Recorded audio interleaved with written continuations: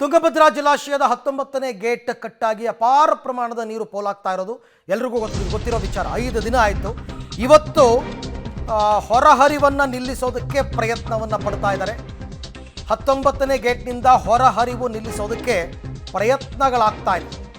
ಅಂದರೆ ಕ್ರೇನ್ ಮೂಲಕ gate log plate ಅಳವಡಿಕೆ ಕಾರ್ಯ ನಡೀತಾ ಇದೆ. ಇವತ್ತು ಬೆಳಗ್ಗೆಯಿಂದ ಕೂಡ ಗೇಟ್ ಲಾಗ್ ಪ್ಲೇಟ್ ಟ್ರಕ್ನಿಂದ ಕೆಳಗಿಳಿಸಬೇಕಾದ್ರೆ ಸ್ವಲ್ಪ ಬ್ಯಾಲೆನ್ಸ್ ತಪ್ಪಿತ್ತು. ಅದು ಟ್ರಕ್ಕಲ್ಲಿ ತಂದಿದ್ರು ಅದನ್ನು.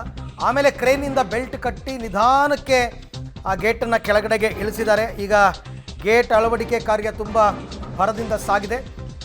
ಆಗಲೇ ಜಲಾಶಯ ತಜ್ಞ ಮಾತನಾಡ್ತಾ ಒಂದು ವಿಚಾರವನ್ನು ಹೇಳಿದ್ರು. ಏನಂದರೆ, ನಮ್ಮ ಮೇಲೆ ಭರವಸೆ ಇಡಿ, ನಾಳೆ ಬೆಳಗ್ಗೆಗೆ ನಿಮಗೆ ರಿಸಲ್ಟ್ ಏನು ಅಂತ ಗೊತ್ತಾಗುತ್ತೆ ಅಂತ ಮಾತನಾಡಿದ್ದಾರೆ. ಸೊ ಅಲ್ಲಿಗೆ ಅರ್ಥ ಬಹಳ ವಿಶ್ವಾಸದ ಮಾತುಗಳನ್ನು ಆಡಿದ್ದಾರೆ. ನಾಳೆ ಒಳಗಡೆ ನಾವು ನೀರು ಹೊರದೋಗೋದನ್ನು ಸ್ಟಾಪ್ ಮಾಡ್ತೀವಿ ಅಂತ. ಅಂದರೆ ಸ್ಟಾಪ್ ಕ್ಲಾಕ್ ಅಳವಡಿಕೆಯನ್ನು ಮಾಡ್ತಾ ಇದ್ದಾರೆ ಈಗ ಸದ್ಯಕ್ಕೆ. ಬಟ್ ಅದು ತುಂಬ 60 ಅಡಿ ಎತ್ತರ, 20 ಅಡಿ ಅಗಲ ಇರತಕ್ಕಂಥ ಬೃಹತ್ತಾದ ಗೇಟ್. ಅದು ಕೂರಿಸ್ಬೇಕಲ್ಲ, ಕರೆಕ್ಟಾಗಿ ಅದನ್ನು ಕೂರಿಸ್ಬೇಕು. ಒಂದು ಕಡೆಯಿಂದ ಅದನ್ನು 5 ಎಲಿಮೆಂಟ್ಗಳಾಗಿ ಡಿವೈಡ್ ಮಾಡಿದ್ದಾರೆ. ಅಂದರೆ ಪೀಸ್ ಥರ 5 ಪೀಸ್ ಮಾಡ್ಕೊಂಡಿದ್ದಾರೆ. ಈ ಬಾಟಮ್ ಪೀಸ್ ಒಂದು ಕೂರಿಸೋದ್ರಲ್ಲಿ ಸಕ್ಸಸ್ ಆಗಿಬಿಟ್ರೆ ಮುಂದಿನದ್ದೆಲ್ಲ ಸುಲಭ ಅಂತ ತಜ್ಞರು ಹೇಳ್ತಾ ಇರೋದು. ಮೊದಲ ಪೀಸ್, ಯಾಕೆಂದರೆ ನೀರಿನ ಫೋರ್ಸ್ ಜಾಸ್ತಿ ಇರುತ್ತೆ, ಆ ಬಾಟಮ್ಗೆ ಹೋಗಿ ಕೂತ್ಕೋಬೇಕದು. First element. ಆಮೇಲಿಂದ ಸುಲಭ ಆಗತ್ತೆ. ಏನೇ ಆದರೂ ಕೂಡ ನಾವು 65 TMC ನೀರು ಹೋಗೋದಕ್ಕೆ ಬಿಡಲ್ಲ. ಅಷ್ಟರ ಒಳಗಾಗಿ ನಾವು ಗೇಟ್ ಕೂರಿಸುವ ಕೆಲಸವನ್ನು ಮಾಡೇ ಮಾಡ್ತೀವಿ ಅಂತ ತಜ್ಞರು ಹೇಳೋ ಪ್ರಕಾರ ನಾಳೆ ಇಷ್ಟೊತ್ತಿಗೆಲ್ಲ ತುಂಗಭದ್ರಾ ಜಲಾಶಯದ ನೀರಿನ ಹರಿವು ಸ್ಟಾಪ್ ಆಗಬೇಕು. ಆ 19ನೇ ಗೇಟನ್ನು ಸ್ಟಾಪ್ ಆಗಿಬಿಟ್ರೆ ಉಳಿದ ಗೇಟ್ಗಳನ್ನು ಸ್ಟಾಪ್ ಮಾಡಿಸ್ಬಿಡ್ತಾರೆ. ಯಾಕಂದರೆ ತುಂಬ ನೀರು ಹೊಟ್ಟೋಗಿದೆ. ಈಗಾಗಲೇ ಹೆಚ್ಚು ಕಡಿಮೆ 25-30 TMC ನೀರು ಹೊಟ್ಟೋಗಿದೆ. ಇನ್ನೂ ಎಷ್ಟು? ಒಂದು ಸಾರ್ತಿ ಗೇಟ್ ಹಾಕೋದಕ್ಕೆ ಸಕ್ಸಸ್ ಆಗಿಬಿಟ್ರೆ ಆಟೋಮೆಟಿಕ್ಕಾಗಿ ಎಲ್ಲ ಗೇಟು ಕ್ಲೋಸ್ ಮಾಡಿ ನೀರನ್ನು ಹಿಡಿದಿಟ್ಕೋತಾರೆ. ಆ ಕೆಲಸ ಈಗ ಆಗಬೇಕು. ಬೃಹತ್ ಕ್ರೇನ್ಗಳು ಬಂದಿದೆ. ಹಾಗೆ ನೋಡೋಕೆ ಹೋದರೆ 2 ಕ್ರೇನ್ ಇದೆ ಅಲ್ಲಿ. 2 ಕ್ರೇನ್ಗಳ ಸಹಾಯದಿಂದ ಆ ಲಾರಿನಲ್ಲಿ ತಂದ್ರಲ್ಲ ಅದನ್ನು, ದೊಡ್ಡ ಕಂಟೈನರ್ಲ್ಲಿ ಅದನ್ನು ಇಳಿಸೋದೇ ದೊಡ್ಡ ಸವಾಲಾಗಿತ್ತು ಇವರಿಗೆ ಕೆಳಕ್ಕೆ. ಬೇರೆ ಕಡೆ ಜಿಂದಾಲ್ನಲ್ಲಿ ಮತ್ತು ಹಮೀದ್ ಎಂಜಿನಿಯರಿಂಗ್ ವರ್ಕ್ಸ್ನಲ್ಲಿ, ನಾರಾಯಣ ಇಂಜಿನಿಯರಿಂಗ್ ವರ್ಕ್ಸ್ನಲ್ಲಿ ತಯಾರಾಗಿರ್ತಕ್ಕಂಥ ಆ ಸ್ಟಾಪ್ ಗೇಟ್ಗಳು ಅಲ್ಲಿ ನೋಡ್ತಾ ಇದ್ದೀರಾ ದೃಶ್ಯದಲ್ಲಿ ತಾವೀಗ. ಅದನ್ನು ಅಳವಡಿಕೆ ಕಾರ್ಯ ಸುಲಭ ಅಲ್ಲ. ಅದು ನೋಡಿ, ಪ್ಲೇಟ್ಗಳ ತೂಕ ಎಷ್ಟಿರುತ್ತೆ ಗೊತ್ತಾ? ಟನ್ ಗಟ್ಟಲೆ. ಒಟ್ಟಾರೆ ತೂಕನೇ 45 ಟನ್ ಅಂತೆ. ಆ ಗೇಟ್, ಒಂದು ಗೇಟು 5 ಎಲಿಮೆಂಟ್ ಸೇರಿ 45 ಟನ್ನು. ತಮಾಷೆ ಆಟನ. 45 ಟನ್ ಅಂದರೆ, 1 ಟನ್ ಅಂತಂದರೆ 1000 kg.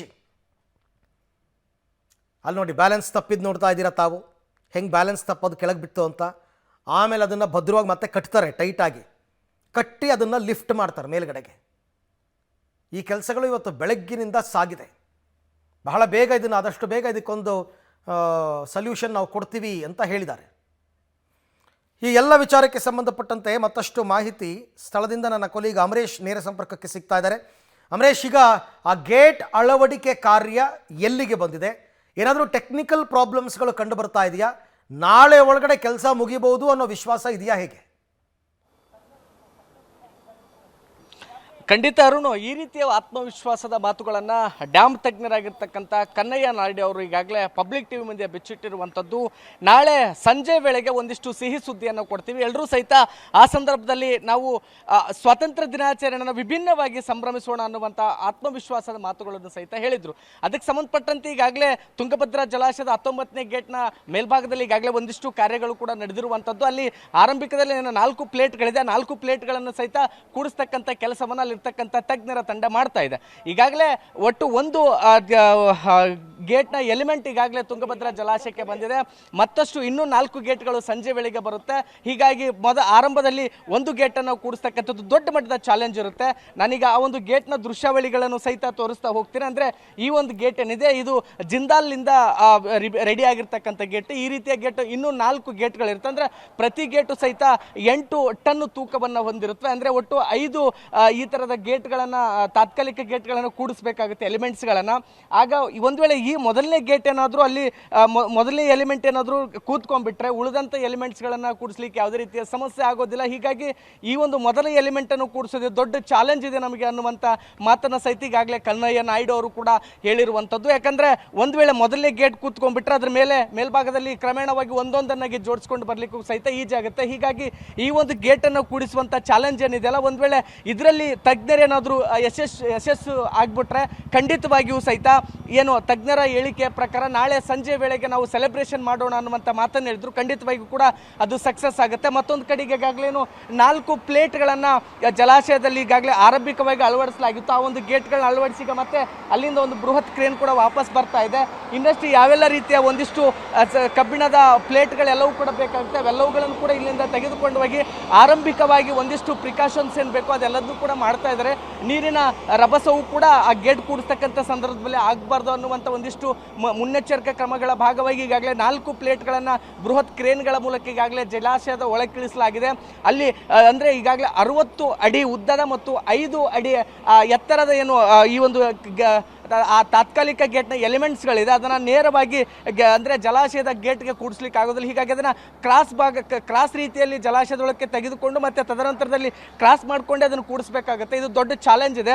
ಈ ರೀತಿಯ ಗೇಟ್ ಕೂಡಿಸ್ತಕ್ಕಂಥ ಕೆಲಸ ಬಹುಶಃ ಇತಿಹಾಸದಲ್ಲಿ ಎಲ್ಲಿಯೂ ಕೂಡ ಆಗಿಲ್ಲ ಅನ್ನುವಂಥ ಮಾತನ್ನು ಈಗಾಗಲೇ ತಜ್ಞ ಕನ್ನಯ್ಯ ನಾಯ್ಡು ಅವರು ಹೇಳಿದ್ದಾರೆ. ಹೀಗಾಗಿ ಒಂದು ದೊಡ್ಡ ಮಟ್ಟದ ಚಾಲೆಂಜ್ ಇದೆ. ಅದನ್ನು ಮೊದಲನೇ ಗೇಟ್ ಕೂಡಿಸೋದೇನಾದರೆ ಯಶಸ್ವಿ ಆದರೆ ಖಂಡಿತವಾಗಿಯೂ ಸಹಿತ ನಾಳೆ ಸಂಜೆ ಒಳಗೆ ಅನ್ಕೊಂಡ ನಿಟ್ಟಿನಲ್ಲಿ ಈ ಒಂದು ತಾತ್ಕಾಲಿಕ ಗೇಟನ್ನು ಕೂಡಿಸಿ ಆ ಒಂದು 19ನೇ ಗೇಟನ್ನು ಮುಚ್ಚತಕ್ಕಂಥ ಕೆಲಸವೂ ಕೂಡ ಸಫಲವಾಗುತ್ತೆ.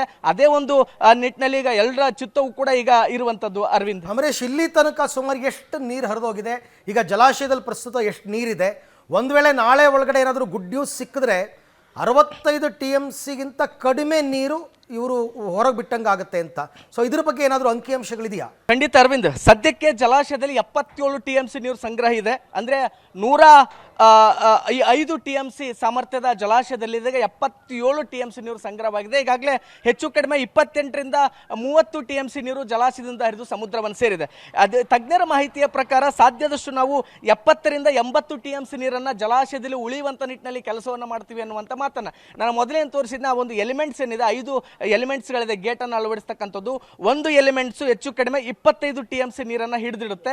ಹೀಗಾಗಿ ಆ ಒಂದು 25 TMC ನೀರನ್ನು ಹಿಡಿದಿರ್ತಕ್ಕಂಥದ್ರ ಪ್ರಕಾರವಾಗಿ ಅವ್ರು ಹೇಳೋ ಪ್ರಕಾರ ಒಂದು 5 ಗೇಟ್ಗಳನ್ನು 5 ಎಲಿಮೆಂಟ್ಸ್ಗಳೇನಾದರೆ ಅಳವಡಿಸಿದ್ದೆ ಆದರೆ ಸಹಜವಾಗಿ 100 TMC ನೀರು ಜಲಾಶಯದಲ್ಲಿ ಸಂಗ್ರಹವಾಗುತ್ತೆ. ಮತ್ತೇನಾದರೂ ಅದು ಸಕ್ಸಸ್ ಆದರೆ ಇನ್ನೂ ಒಂದು ಎಲಿಮೆಂಟ್ಗಳನ್ನು ಬೇಕಾದ್ರೆ ಇಡ್ಲಿಕ್ಕೆ ನಾವೆಲ್ಲ ರೀತಿಯ ಸಿದ್ಧತೆಗಳು ಮಾಡ್ಕೊಂಡಿದ್ದೀವಿ ಅನ್ನುವಂಥ ಮಾತನ್ನು ಹೇಳಿದರೆ. ಅಂದರೆ ಇಲ್ಲಿ ಒಂದು ಮಾಹಿತಿಯ ಪ್ರಕಾರ 5 ಎಲಿಮೆಂಟ್ಸ್ಗಳು ಬೇಕಾಗುತ್ತೆ. ಆ ರೀತಿಯ 8 ಎಲಿಮೆಂಟ್ಸ್ಗಳನ್ನು ಈಗಾಗಲೇ ತಜ್ಞರ ತಂಡ ಮಾಡಿಕೊಂಡಿದೆ. ಹೀಗಾಗಿ ಯಾವುದೇ ರೀತಿಯ ಸಂದರ್ಭ ಬಂದರೂ ಸಹಿತ ಹೇಗೆ ಬೇಕೋ ಹಾಗೆ ನಾವು ಅಲ್ಲಿ ಒಂದು ಮೊದಲನೇದು ಯಶಸ್ವಿ ಆದರೆ ನಂತರದಲ್ಲೇ ಈಸಿಯಾಗಿ ಕೂಡಿಸ್ಕೊಂಡು ಹೋಗ್ಬೋದು. ನಮಗೆ ಇನ್ನೂ ಹೆಚ್ಚಿನ ಪ್ರಮಾಣದಲ್ಲಿ ಜಲಾಶಯದಲ್ಲಿ ನೀರು ಸಂಗ್ರಹವಾಗುವಂಥ ನಿಟ್ಟಿನಲ್ಲಿ ಕೆಲಸ ಮಾಡ್ಬೋದು ಅನ್ನುವಂಥ ಅಭಿಪ್ರಾಯವನ್ನು ಸಹಿತ ಈಗಾಗಲೇ ಕನ್ನಯ್ಯ ನಾಯ್ಡು ಅವರು ಬಿಚ್ಚಿಕೊಟ್ಟಿರುವಂಥದ್ದು. ಹೀಗಾಗಿ ಒಟ್ಟು ಈ ಸದ್ಯಕ್ಕೆ 77 TMC ನೀರು ಜಲಾಶಯದಲ್ಲಿ ಸಂಗ್ರಹ ಇದೆ. Arvind, right Amaresh, thank you ತಮ್ಮ ಎಲ್ಲ ಮಾಹಿತಿಗಾಗಿ. ಒಟ್ಟಾರೆ ಈಗ ಈ 77 TMCನಲ್ಲಿ ಇನ್ನೂ ಒಂದು 3 TMC ಹೋದರೂ ನಾಳೆ ಸಾಯಂಕಾಲದಷ್ಟೊತ್ತಿಗೆ ಒಂದು 75 TMC ಉಳ್ಕೊಂಡ್ರೂ ಒಂದು ಬೆಳೆಗೆ ನೀರು ಕೊಡಬಹುದು, ಏನು ತೊಂದರೆ ಇಲ್ಲ. ಅದೃಷ್ಟದಿಂದ ಏನಾದರೂ ಹಿಂಗಾರು ಮಳೆ ಚೆನ್ನಾಗಾಗಿ ಮತ್ತೆ ಜಲಾಶಯ ತುಂಬಿದ್ರೆ ಆಗ ನಿಜವಾಗ್ಲೂ ಕೂಡ ರೈತರು ಖುಷಿ ಪಡ್ತಕ್ಕಂಥ ವಿಚಾರ. ನಿನ್ನೆ ಪೂಜೆ ಮಾಡಿ ಇವತ್ತು ಒಂದು ಇದು ಬಂದಿದೆ, ಏನು gate 4 feet height, 60 feet plus ಆ ಕಡೆ ಈ ಕಡೆ 2 ಫೀಟು ಅಂದರೆ 64 ಫೀಟು ಅದು ಒಂದು ಗೇಟ್ ಬಂದಿದೆ. ಇವತ್ತು ಇದು ಜಿಂದಾಲ್ದಿಂದ ಬಂದಿದೆ. ಆ ಗೇಟ್ ಇವತ್ತು ಅಳವಡಿಸ್ಲಿಕ್ಕೆ ಸ್ಟಾರ್ಟ್ ಮಾಡ್ತೀವಿ. ಎಷ್ಟು ಗಂಟೆ ಅಂದರೆ ಏನು ಗಂಟೆ ಏನಿಲ್ಲ, ನಿನ್ನೆ ಪೂಜೆ ಮಾಡಿದ್ವಿ, ಸ್ಟಾರ್ಟ್ ಮಾಡಿರಿ ಅಂತ ಹೇಳಿದ್ವಿ. ಎಲ್ಲ ಸ್ಟಾಫು ಇದು ಕ್ರೇನ್ ಗೀನು ಎಲ್ಲವೂ ಸ್ಟಾರ್ಟ್ ಮಾಡ್ಕೊಂಡ್ರೆ ನಿಮಗೆ ಮಧ್ಯಾಹ್ನ ಕಂಪಲ್ಸರಿ ಬ್ರೀಫ್ ಮಾಡ್ತೀವಿ. ನಾನು ಒಂದು photo video plus timing fix ಮಾಡ್ತೀನಿ, 3 ಗಂಟೆನೋ 4 ಗಂಟೆಗೋ. ನಾವು ವಿಡಿಯೋನೂ ಅಪ್ಲೋಡ್ ಮಾಡ್ತೀವಿ, ಫೋಟೋನೂ ಅಪ್ಲೋಡ್ ಮಾಡ್ತೀವಿ.